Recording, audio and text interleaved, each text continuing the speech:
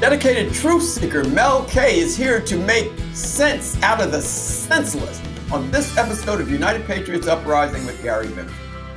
I'm your host, Gary Binford. Thanks for joining us. This podcast is available at radioinfluence.com or wherever you get your favorite podcasts. Hope to subscribe to it, leave a rating and a review, and be sure to tell your friends about the show. Also, you can get the video version at radioinfluence.com, YouTube, Conservative Television of America, and on Rumble. And the same thing, please let us know about the show, leave it a rating and a review, and please subscribe so you can help others find the show. You know, when I started this version of the show, this video, I only started it in January after 2 years as an audio show. And so like most people, I brought on a lot of friends, people that could help me along the way early on, you know, because there were going to be some bumps and bruises. So the first 8 guests pretty much that I brought on that have been booked were all friends. And you've seen some of them: Morgan Brittany, Donna Fiducia and Don Nguyen, Claire Lopez, Dr. Candace Taylor, and Jean Ho. However, as a former New York Jet linebacker once said that made him famous, Bart Scott, he said one time, "Can't wait," when he was playing for Rex Ryan. Well, I'm saying that right now. Can't wait. I had to get Mel K. So, you want to know why? Well, let's get into it. She's a devoted lover of truth, facts, history, God, and America. I welcome to the show someone who is a much sought after public speaker and the host of the Mel K Show. I welcome Mel K. How are you, Mel?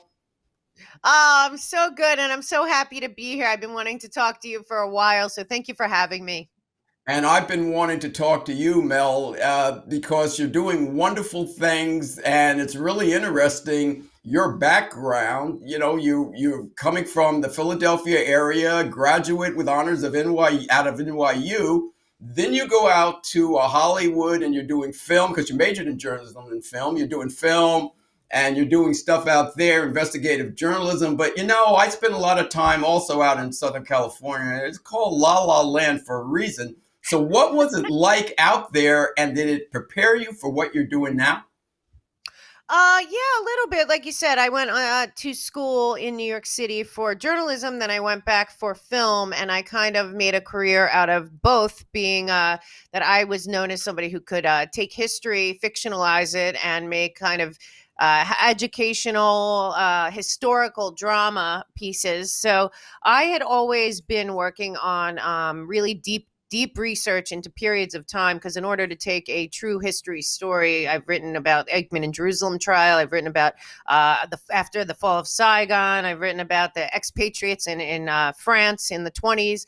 So a lot of deep research into what not just what was going on and the facts of the story I'm telling, but also what wasn't told, what was going on in society and culture. How did people speak? What did they talk about? What did they eat? How did they dress? So a lot of stuff like that. So over the years, that's really where I focused. I had already had jobs, so I didn't go out to Hollywood to make it. I went out with a project that I had already made, which is a very different way to go out. A lot of people go out there seeking dreams. I actually just wanted to make movies. But, but my background in turning true history into fictionalized drama led me to realize every project I worked on, the same names would come up, especially when it came to wars or different international episodes. And I saw kind of patterns, and while I was in Hollywood, near the end, I really was outspoken about what I saw was an agenda to sexualize children. And that's when I started doing other people's podcasts and talking about that and kind of MK Ultra. I have a good friend who's one of the only survivors of MK Ultra, mind control from the CIA. So I talked a lot about what I thought was a mind control kind of agenda that was infiltrating through Hollywood that I saw early on as a writer there in meetings. And then came, I was in New York City working still in film or in television at the time. And I was watching what was happening. And like I said, I had written a screenplay about Hannah Arendt and the Eichmann in Jerusalem book, Banality of Evil, and that trial in the 60s. So I had to do really deep research into Germany in the 30s and 40s to understand how it got to the final solution. And as I was watching what happened from March 15th forward, during COVID, I kept saying to people, this is not about COVID. Something's very wrong here. This is exactly what happened in Germany with typhus. And it was the beginning of a lot of what happened with a virus. And from that point on, right after we locked down, I started the Mel K Show, and I've been connecting history from history to present to where we are and how we got here and the people and the forces behind all of this that I believe are, as I call them, the puppet masters, that really haven't changed since World War I. And I follow the money on the Mel K Show, and that money usually leads to a small handful of people I call the globalist billionaire oligarchy and the international banking cartel, and it's been that way for 100 years. And that, unfortunately, that group is trying to force us into a future most people do not want of global governance. And every day on my show, all I'm doing is trying to wake people up to fight against that. You know, you're so right, Mel, because there was a time it used to be Republican versus Democrat. Then it turned into constitutional versus communist. And now it's global versus America first. And these globalists, you can just see it. You can even just see it with what's going on right now about the attempts to close the border. You know, the vote where you have certain people voting to keep wars going and voting for the initiative of the global initiative of, well, let's send all the money to Ukraine and let's not use all the money to secure our own border to keep people out. Would you agree with Yeah. that? Yeah, I do. I do. I mean, what's really sad is that the American people, and I've seen this because I've been on tour basically for 3.5 years in many different venues, large and small, and people are much more awake right now. It started during the COVID, but a lot of people know something's wrong. They're just not sure what is wrong. And again, like you said, there is no left and right. There's no Republican and Democrat. In my take, I believe that we're fully captured as a nation by this globalist billionaire Mm. oligarchy. But above that, there's also what I call the fifth column that's above our Justice Department and our Injustice Department and our agencies. And for me, I really point to many, many things. But the most unconstitutional and the worst thing that happened to our country in my adult lifetime is the Patriot Act. And the Patriot Act, what people don't know, was written 2 years, if not more, before 9/11. It kind of also coincided with something called the Project for a New American Century, guidebook for 100 years of military takeover or military might leading the way. And they all kind of work together to turn our country against we, the people of the United States. And we are in a situation where what is going on at the border is obviously a worldwide thing. It is really to homogenize the people so that the people never unite to rise up against tyranny. It is an old game, not a new game, obviously funded by a lot of these same people. But at the same time, it's a bigger part is that Barack Obama signed us on to Agenda 2030 without the American people's consent. Without explaining what it was. Agenda 2030 is global governance. It's a one world government agenda that is playing out slowly. You know, back in the day when George H.W. Bush walked on the floor of the United Nations and said that we were going to have a new world order run by the United Nations, people clapped and thought, great. Oh, boy. Truth was that wasn't even George W. Bush. That was actually Rockefeller, Kissinger, Brzezinski, and the Crown working towards, reuniting America with them and really taking it to the next level of a global governance model. They used to call it, New World Order, One World Government. Now they openly on all their websites, they all have Agenda 2030. They're all very obvious. I call it the octopus of global control. Every tentacle is a different globalist problem that obviously needs a globalist solution. And once they have America, where we are no longer valuing citizenship, we no longer hold our history and our heroes as champions for us in the world. We no longer have borders, language, culture. We no longer have a financial system that is helping anyone, and we no longer have a military that's really working to protect this nation. What we have is a captured government. and a fifth column or above our government, which is making sure that we can't get out of this unless we, the people, take this personally, go inside and realize we are being bullied into a globalist system that we will never get out of if we do not fight back now.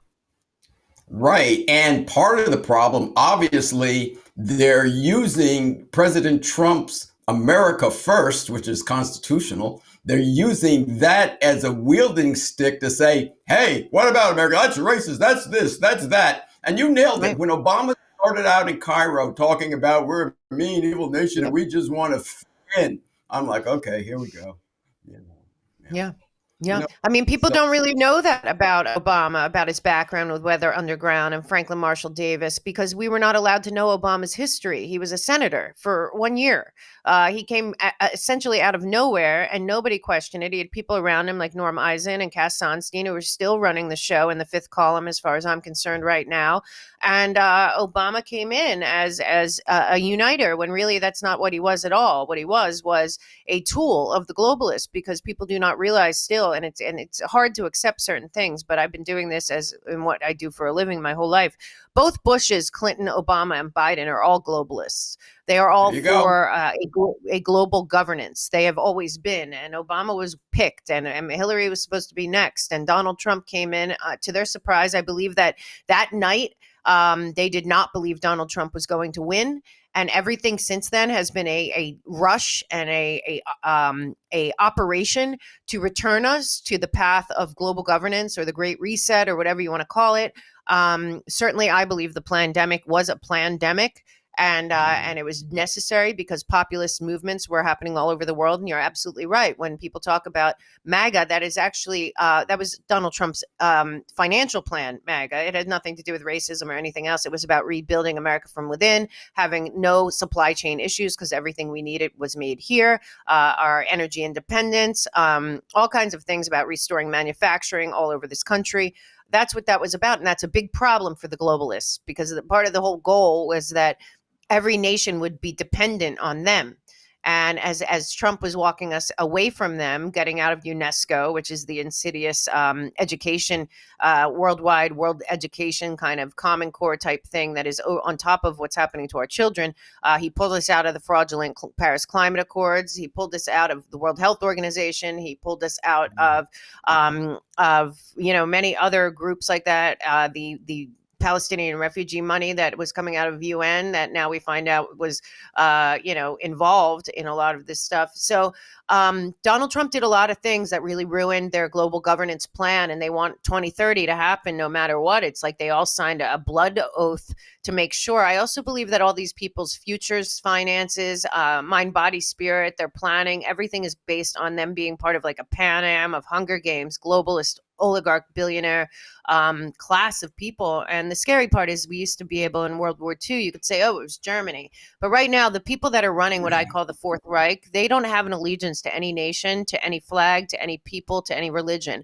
They are about power for power's sake, as ominously warned in 1984. And that is where they are and what they're doing. So by any means necessary. And the hard part is that they do have technology, and all of the technology companies are working in lockstep with them to walk us straight into a digital track and trace surveillance, totalitarian, top-down control gulag. The good news is too many people are awake to it, and a lot of their mechanisms backfired. But if the American people don't realize that they are being deceived on such a grand scale, we really need to rethink what is happening here, because the truth is that the 2024 election is between remaining America, borders, language, culture, Constitution, Bill of Rights, auto-determination, and a future we want for our children and our children's children, or becoming a cog in a globalist wheel with absolutely no power, kind of like the countries inside the EU, which was the first experiment in global governance. So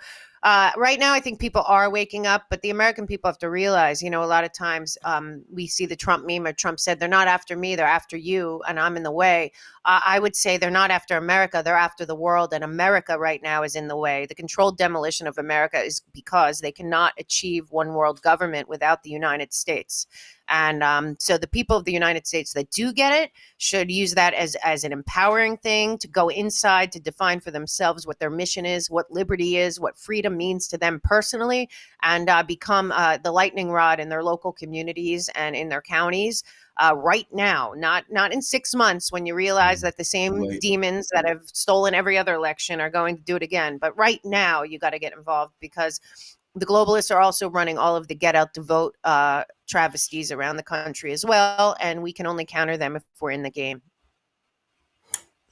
You know, you said a lot there and you laid it out for everybody. One other thing, you know, the one world government, new world order is in the Bible. And one of the first things Donald Trump did that shook up the world, in my opinion, was when he moved the embassy in Israel from Tel Aviv to Jerusalem.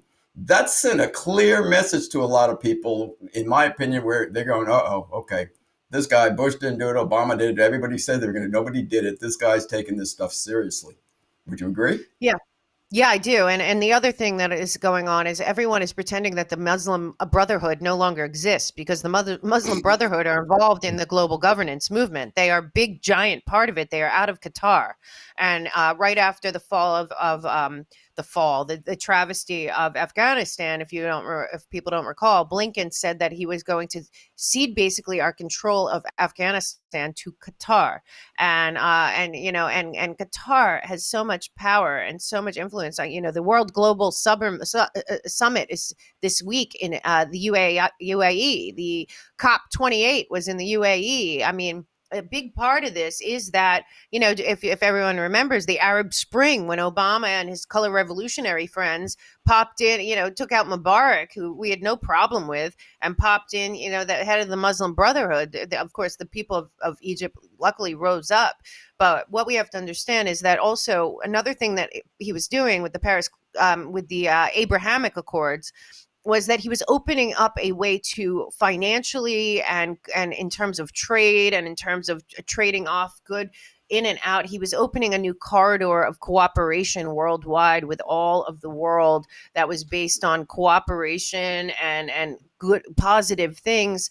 And that could not happen either, because they can't have what they want and have all the people of all the nations cooperating, which is another reason we're not hearing anyone talk about peace.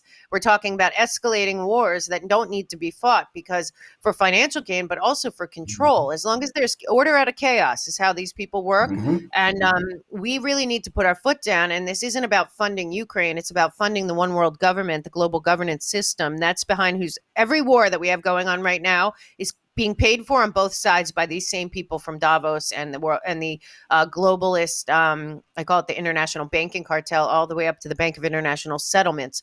Because if they can destroy all of our nations and leave us in chaos, then we're begging for a solution. And of course, just like climate change and worldwide pandemic, they say if it's a global problem, then we'll make a global solution. So you know what they do? They create global problems, and then they say that they're the only answer for a global solution. And that is exactly what we're dealing with now. And these people that work above our government, that manipulate the legal system to have turned it against we the people and made us into the problem, are the same people funding that said that humans cause climate change.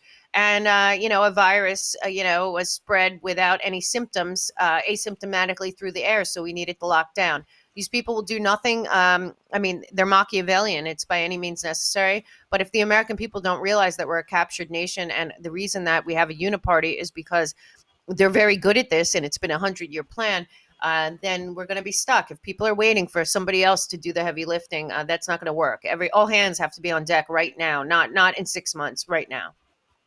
You're absolutely right. And you're preaching to the choir among our listeners. Like, this is the type of stuff this is one of the reasons I started this. And, we talked about Frank Marshall Davis. We talked about Bill Ayers, and he wasn't just another guy in the neighborhood. We talked about the connection with Jeremiah Wright and everything that got Obama through that system so fast. And I remember when I saw him speak at the Democratic National Convention, I never heard. I said, this guy is dangerous. And, we're at the tipping point right now, Mel. You are absolutely correct. And maybe you can understand this or explain this, because I can't, because I was just a sports writer. I was running around with the Knicks and the Mets and the Jets and, college football, Notre Dame, Southern Cal, and all that, in college basketball.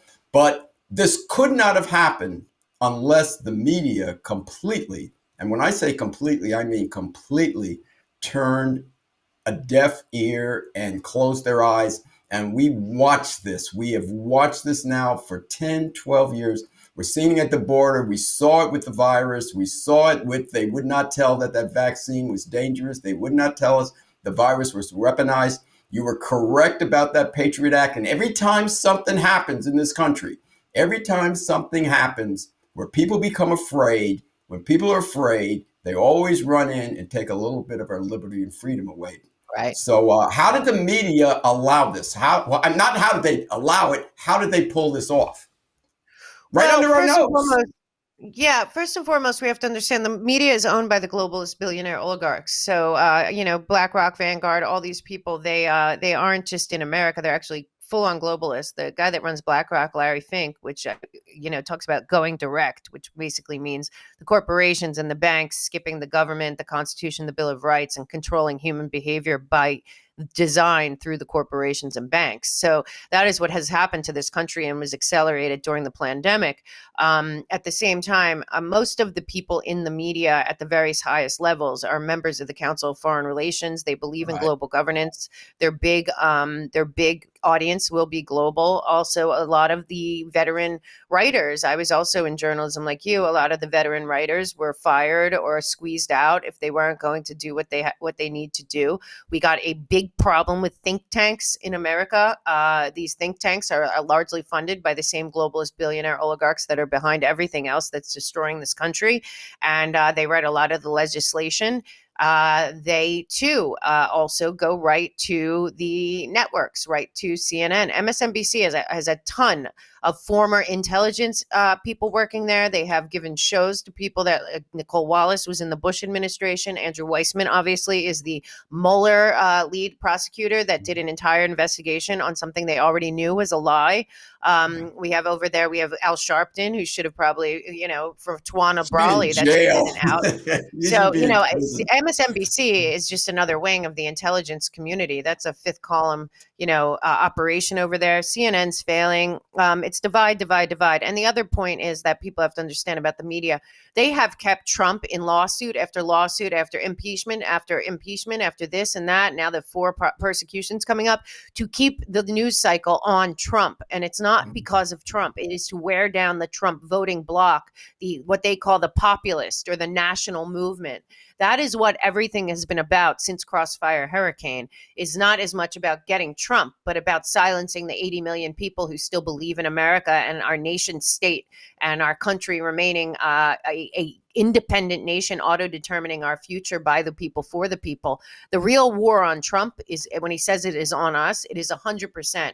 And we're going to see it escalate in the next year. And again, the CNN, a Washington Post, obviously bought by Jeff Bezos, so obviously not independent. He's a full-on globalist. His big business is foreign. Again, also, Trump did a real blow to the military-industrial complex, to the Pentagon, to the money machine that is the Department of Defense. He was going around the world asking nations to help with, helping between China and North Korea. He talked to China. You help us with North Korea, we'll help you with this. It goes to Pakistan. If you help us with Iran, you'll help us with this.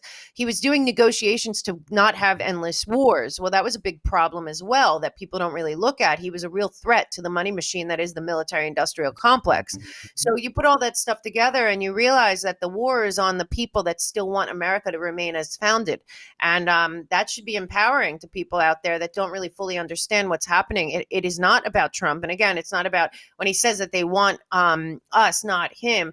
Well, everything that they're doing to Trump in these lawfare cases, these fraudulent novel lawfare cases, that is really about making us give up, about us surrendering, about us saying we've had enough with Trump in the media and we're sick of it. We can't take it anymore. The whole war on Trump is the war on populism, and populism is not a negative word. Populism is a great word. It's about the people of the nation wanting their country to be great, and wanting their borders to be respected and their military to do their job and their government to work for them as they're supposed to. And nationalism is a good thing. And I do believe Trump will win in 2024. I do believe these people will try everything they can before that. I don't think they'll be any better after it. But there are people that need to be named. There are people that need to be exposed. And I would go right back to the Crossfire Hurricane Mueller report team and say that the minute that those people got away with it, we, the people of the United States, lost this battle, and we have to take it back. And that includes going back and revisiting what those people did to this country, because they didn't do it to Trump. They did it to this country. And that includes DHS, the DOJ, FBI, all these people. Once they spied on a sitting president committing sedition and treason in real time, and they got away with it, that's how we should have known we had a captured nation. And I think we need to revisit that right now. Yeah, and you're right, and we don't have much time. And everybody, one of the things that she's talking about here, this is why I thought critical race theory was so insidious, because what they're trying to do to push the global initiative, they need to give people reasons to turn on America. So, yeah, the founding is over the top of the Constitution. So the founding fathers, they had slaves. Yeah, they did this. CRTs are pushing all this stuff. And it's very interesting to me, Mel, the very people that want to talk about, well, the founding fathers, they had slaves. I bet their families had slaves too, but they don't want you to know that. But that's another story.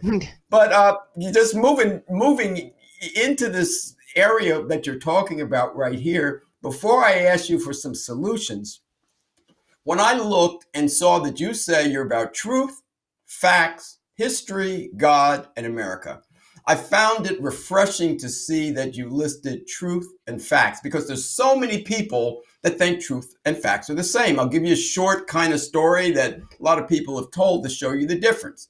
A guy tells his wife he's going fishing. He comes back with a bunch of fish and he says, "These are the fish I caught." And she goes, "Did you catch those fish? Because I know you're not really good at fishing." He goes, "Yeah, I caught them." She said, "How?" He said, "Well, I didn't catch anything, so I went to the fish market, I bought some fish, and I told the guy in the fish market, throw me each fish." And I caught him, put him in the bag, and brought him home. And that is a fact, but it's not the truth. So tell people about the difference between truth and fact. Well, that's a hard place, because when I started the show, I really was a screenwriter. I came from a place of seeing an agenda against the children, and a divisive agenda like you're talking about, that BLM, the LGBTQ plus, all of this stuff, CRT, DEI, that was going on in Hollywood way before it was rolled out in the country, which is also a big reason of what happened in media, as you brought up before. They started, it's coming out of the universities and into the newsrooms, into Hollywood, into schools. Now our education schools and all of our best universities are pumping out straight up socialists and putting them in our schools. So what you're talking about is really, really important, because a lot of what we've been told is only a half truth, or to keep us divided, keep us not really paying attention to what's going on. But also, we have a criminal justice system, that is severely broken, but has also been captured. And when you're watching things like, say, the E. Jean Carroll case, and everything about it is implausible. And then not only is he found guilty, and I believe there's not a shot, but also $83 million judgment for a 74-year-old woman who wrote a column about sex in Elle magazine. And then you see the people cheering her on, and it's awesome. Those people are too far gone. They have no conscience left. They have no sense of truth. They have no sense of decency. They are completely consumed by toxic hate. And don't think that the globalist billionaire propagandists and all that love the Democratic Party, the people that vote Democrat. They hate them the most. Look at what they're doing to them. They're all filled with toxic hate and lies and anger and vitriol, and they're cheering on people at the guillotine, is basically how those people behaved with the Trump situation. But as for truth and facts, they are two different things. And facts are hard. I have on the melkshow.com, I have a free resource page where I put a lot of receipts. I mean, you can go find all the WikiLeaks stuff, a lot of FBI D class, a lot of CIA D class. I put out a lot of these opposition playbooks where I go on their websites, be it a be it a think tank or a democratic funded group that's trying to destroy Trump people, or even all the way back to NATO or cognitive warfare. Let them read their own words. These people. The other thing about these people is that, especially this iteration, there's not strategists like Kissinger, Brzezinski, and the Rockefeller team that actually pull things off worldwide covertly over the long game. They dumb down their own kids when they tried to dumb down ours. So we got a lot of arrogant, very narcissistic people in these positions now that tell you and show you what they're doing with much fanfare, like Agenda 2030, which is global governance, or the 17 development goals, which is full track and trace surveillance of all people on planet Earth by the same group. So for me, it's more, there is information out there. I know that there's a lot of people that want to trust this or believe in that or think this is going to happen. Let me tell you something. The things that are provable are on their own websites, and they're bad enough. And this goes all the way through all the people that Arabella Partners and Tides and Open Society fund. Just go to any of the things that they fund and read what they're saying. That this is not the America that you want to live in, and yet they are the ones funding everything, and they're doing a lot of lawfare.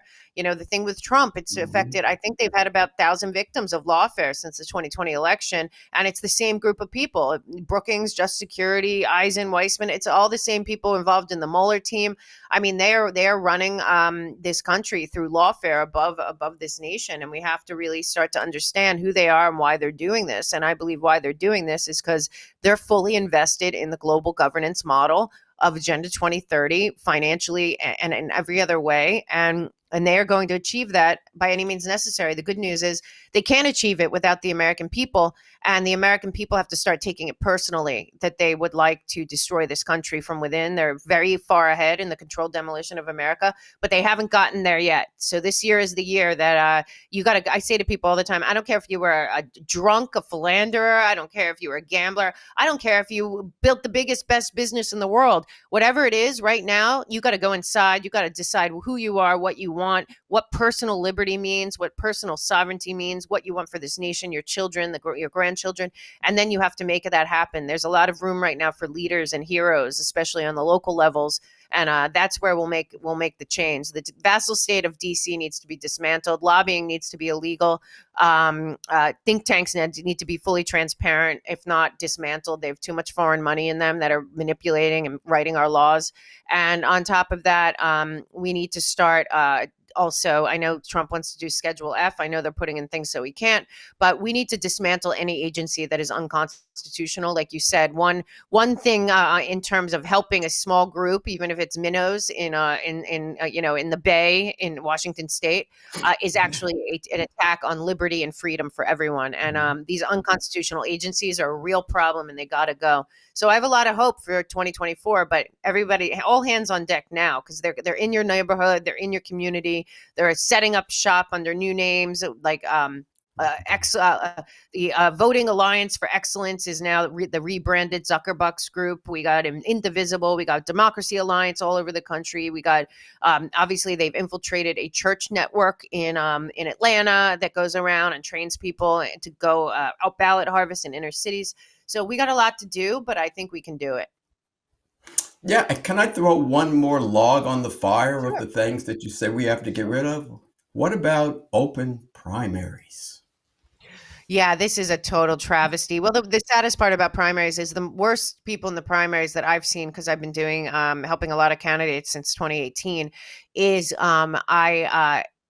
most of the good people get knocked out early, because really good people that we really want in the government are not welcome. They need to keep the status quo. They need to advance people that they can control. They need to have people that know that it's a uniparty and that it's a show and a game out there for the public. But once they get to DC or to the state house, that it's sit down and shut up. We have a plan. That plan is Agenda 2030. We are going towards that direction, like it or not.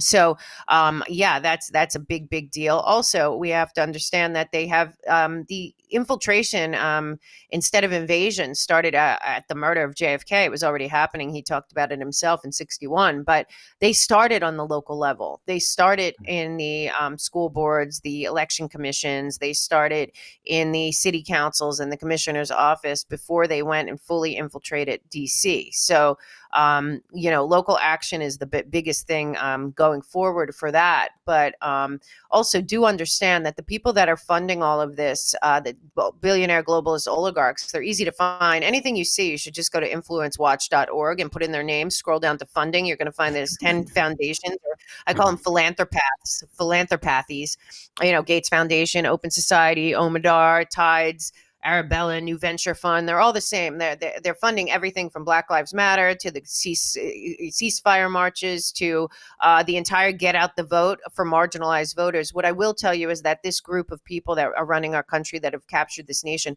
they don't care about anyone's vote. Actually, their entire voting machine is about nobody's vote counting at all, because they don't believe that the American should have a vote. So everything that you see, you got to remember, it's not that they like the Democratic voters better. They just captured them already. They don't want them to have a vote either. This is not about freedom. This is about totalitarian top-down control. And like you said earlier, most important thing you said in this show to me is they want us divided and divided and divided and divided as much as they can, then put in an influx of people that have no love for this nation, didn't come here wanting to be citizens like in the past. They've come here promised money, frankly. And as long as we're divided, it was united we stand, divided we fall. People thought that was just a saying. It's exactly what these guys are doing. It's a color revolution. And if we, the people, don't realize that we're all equally victims of this captured group of people that believe that they are the super class, and we don't get together first, we will lose our freedom completely. And it won't matter your position on abortion or voting or anything else, because if they actually implement this globalist plan, you are going to have no choice about anything. And that is the goal. And they really, all their get out the vote things are just about not having a vote at all.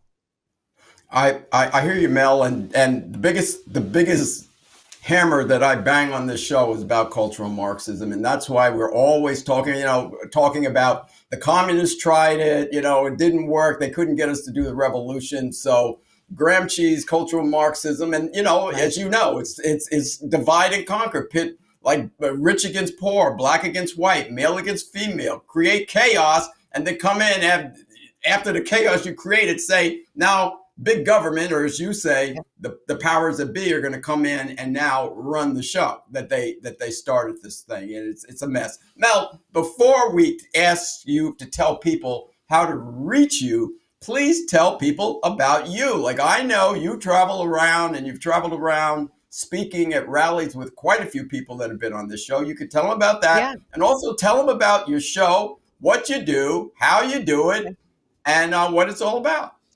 Well, thank you so much. That's so nice of you. I started my show. My show is about a lot of it's about hidden history, education, what's really going on. I've done speeches all over the country. I believe that the United Nations is the biggest fraud perpetrated on humanity in the last 100 years. It is all of its tentacles are the problem, not the solution. So we talk about that a lot. I have on people much smarter than me to talk about different topics. We do a weekly on Wednesday night live news show. And then I have a show live every night, 7 days a week on Rumble, BitChute, and many other platforms. Anywhere there's free speech. Of course, I was kicked off of YouTube 3.5 years ago and never went back, because I will not walk the line of censorship for any person or being or anyone. I work for God, and that's all. So nobody can censor me, and I'm not going to allow them to. Also got kicked off of Twitter, but I didn't get my account back, but I restarted because it's worth being in the fight no matter what. So everyone should do that and be everywhere they can, and just don't do it anymore. Don't bend. If somebody is lying to your face, or you don't say I'm not political. If somebody is saying something that's not true, we cannot no longer allow it to happen. We need to stand for truth, stand up, speak up, show up, be brave. That's the message of my show. I think I have on the best guests that you can, and I am very authentic and honest. I've lived a very interesting life. So I've gotten to meet a lot of people, and I try to bring on as many different voices from as many different angles as I can to kind of, but the whole goal is to make sure that everyone realizes we are American citizens, all of us together, and any division that you see right now, that is the wrong direction. Every day you should be working more towards freedom and liberty and less towards division and indentured slavery through technocracy and technology. So the melkshow.com is where you can find all my links and everything. I have an amazing, very in-depth resource page that brings all the receipts from my show. There's tons of information on there for any topic you want. Find, when you ask of solutions, find the thing that you're most passionate about, whether it's education or it's the elections or it's the border or it's homelessness or whatever, and educate yourself and find just one topic that you can debate anyone and change the conversation towards positive and towards moving the needle towards freedom and towards preserving this great nation. So that's what I do, and it's the Mel K Show, and I really appreciate anyone that follows me. I have a great newsletter I work hard on every week to put out news. I read papers from all over the world. We have on people from all over the world. So we're united worldwide for freedom, liberty, and true justice and transparency ahead. So that's what the Mel K Show is about. And when you go speak, because you're a powerful public speaker, what are the topics that you speak about and the type of rallies that you and venues that you do? Well, I'll go anywhere. We recently sold out, had a great event at the Villages in Florida. We go to the Reawaken tour. There's 5,000, 7,000 people. We're having a Reawaken tour with Eric Trump and General Flynn and all kinds of people. My friend Kash Patel, many great speakers. That's in Detroit in June. We do Determined Patriot conferences, and I do small events. I did a small event just last week in Jupiter. I do them here. What I talk about is the United Nations, what its origins is, what it's done, why I think that not only should we pull out of it, but all of its tentacle organizations as well. And my show is really about following the money, because if you follow the money, you'll know who controls everything. And it's a very small group of people. There's about 7.9 billion of us and about 20,000 worldwide of them. And if we expose them, shine the light on them, and stop their predatory, divisive, manipulative behavior while they become, trillionaires, what people don't realize, the wealth that is being hoarded from us and hidden from us. And we have people still living on the street. A and B don't relate, and they don't have to be real. We can change this. So, that's really my message, is you have to be the change right now. It's go inside yourself, take a pen to paper, old school, put your brain back on, critical thinking, common sense, and start from there and be the Paul Revere in your neighborhood. I mean, we have to tell people that we're all equally captured and we're all equally fighting each other as they sit above us, looking down at the masses, thinking we're almost there. Or think of, I say, if you have ever watched Hunger Games, that there's Pan Am, the very exclusive elitist group of people that think that they're above and they're ostentatious and all that. And then they want us all down on the bottom, fighting amongst ourselves for scraps. Well, I'm sick of it, and I want to turn it upside down. I say power to the people. This is our country. That was how it was designed. And we are not in that position, but we still have the Constitution and the Bill of Rights, and we should really be taking advantage of that. And I say amen to that. And I say, Mel, thanks for coming and joining me. You're always welcome to come back to the show. Thank you, I sir. really appreciate you coming on. God bless you and your family. Thank you, sir. I really love what you do, and I really appreciate your voice. Thank you so much. And I appreciate yours. There you have it. Mel K, host of the Mel K Show, telling it like it is, a true truth seeker. I want to thank Mel K for bringing mega doses of truth to the audience. And people, I hope you take this and run with it, because we're in a dogfight for our life and we can't lose this one. She is dead right about that. If we lose this one, the globalists win. We just can't allow that to happen. So Mel, keep doing your thing. This podcast is available at radioinfluence.com or wherever you find your favorite podcasts. You can find the video version at Radio Influence, YouTube, Conservative Television of America, and Rumble. As always, please, hope you subscribe to it, leave a rating and a review. Be sure to tell your friends about the show.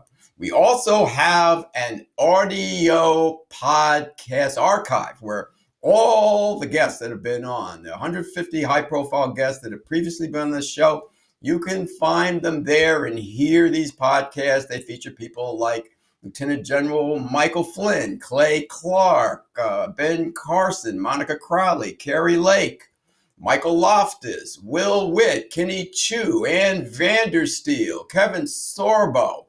The list goes on and on and on. Judge Janine Pirro, Tom Holman, I could keep going on. Vince Everett Ellison, Carol Swain. Hope you check that out. So, hope you had a good time. I did. So, that's a wrap for now. Until the next time, this is your host, Gary Benford, saying God bless you, God bless your families, and God bless America.